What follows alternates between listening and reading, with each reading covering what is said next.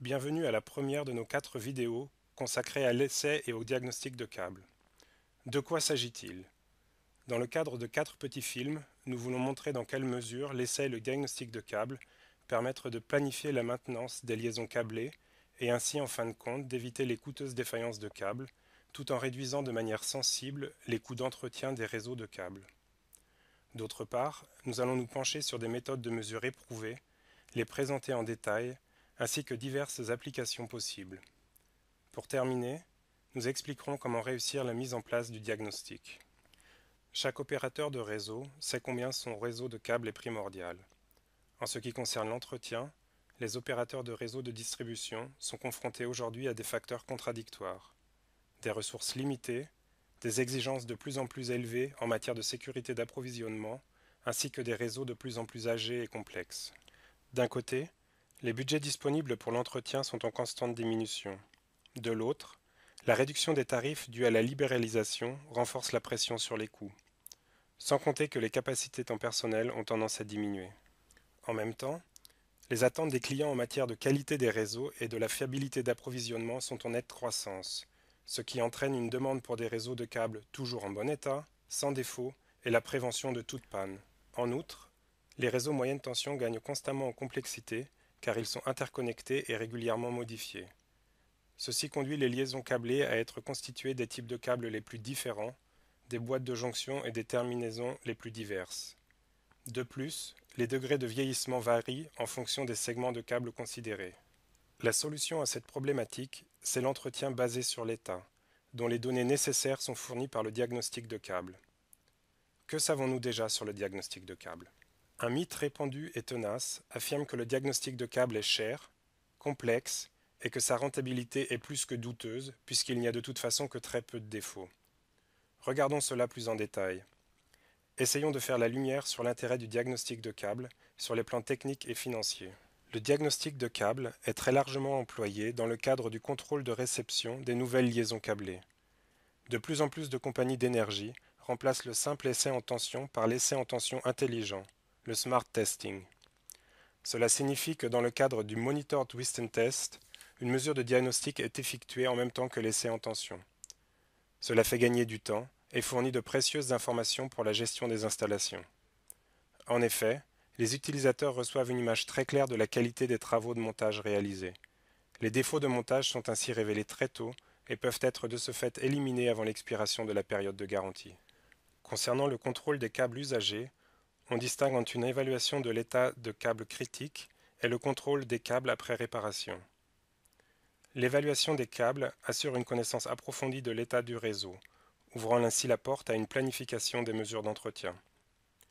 L'essai après réparation sert d'une part au contrôle de la qualité du montage et d'autre part à la vérification de l'état, permettant ainsi de savoir si le problème a été résolu.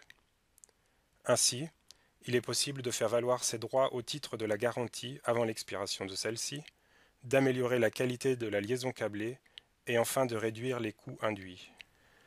Dans la section suivante, nous allons comparer les coûts d'investissement aux bénéfices du diagnostic.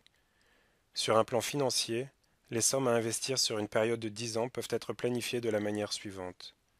Pour l'essai de câble et le diagnostic, du personnel qualifié doit être disponible, ce qui représente un coût d'environ 50 000 euros par an. Il convient d'y ajouter des frais de formation et les investissements liés à l'acquisition d'expérience. Les coûts pour le personnel et son know-how se montent à environ 54 000 euros par an. De plus, il faut prévoir des dépenses de 9 000 à 30 000 euros par an pour les équipements nécessaires, ce qui amène à un budget total pour l'essai et le diagnostic compris entre 63 et 84 000 euros. Ceci représente, dans l'hypothèse de 100 à 250 liaisons câblées mesurées par an, un coût de 250 à 840 euros par liaison câblée. Face à ces chiffres, les économies suivantes peuvent être réalisées grâce à la mise en œuvre de l'essai de câble et du diagnostic. Le contrôle de la qualité du montage permet de réduire sensiblement le nombre de pannes survenant après la période de garantie, ce qui conduit à des économies d'au moins 2 000 à 5 000 euros par composant. L'entretien basé sur l'état permet en effet d'échanger de façon ciblée les composants avant même qu'ils ne tombent en panne. Économie, au moins 2 à 5 000 euros par composant. L'évaluation de l'état des liaisons câblées ouvre la porte à une planification des projets d'entretien. Par exemple, si un point faible est détecté, La réparation peut être planifiée en commun avec le prochain creusement de tranchée nécessaire dans la zone concernée. En l'absence de détection précoce, si la panne se produit après coup, il faut procéder à un nouveau creusement, ce qui peut s'avérer compliqué et cher, surtout en milieu urbain. Dans un tel cas, l'économie se monte à au moins 10 000 euros. Le diagnostic apporte une aide supplémentaire lorsqu'il s'agit de remplacer les liaisons câblées usagées. Lorsque celles-ci ont atteint un certain âge, il arrive souvent qu'elles soient remplacées par mesure de précaution, afin d'éviter les pannes. Grâce à l'évaluation de l'état, le diagnostic peut ici prolonger la durée de vie du câble, dans le cas où il s'avère que ce dernier est encore en bon état, malgré la fin escomptée de sa durée de vie. Par exemple, supposons que le coût d'installation d'une nouvelle liaison câblée se monte à 300 000 euros et que sa durée de vie normale soit de 40 ans. À l'aide de mesures de diagnostic, on constate que le câble est encore en très bon état et peut de ce fait fonctionner pendant 10 années supplémentaires. La mesure permet donc d'augmenter la durée de vie de la liaison câblée de 25%.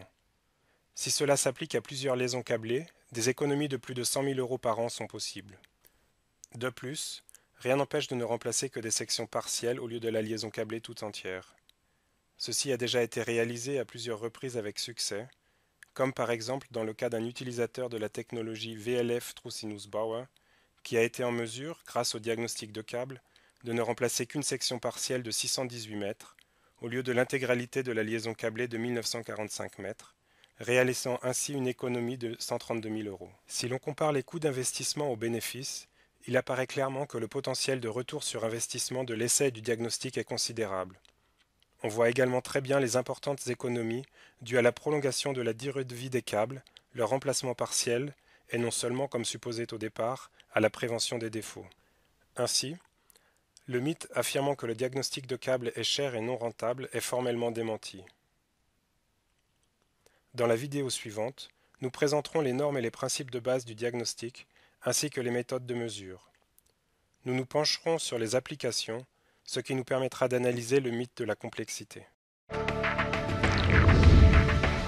Power, enjoying the flow.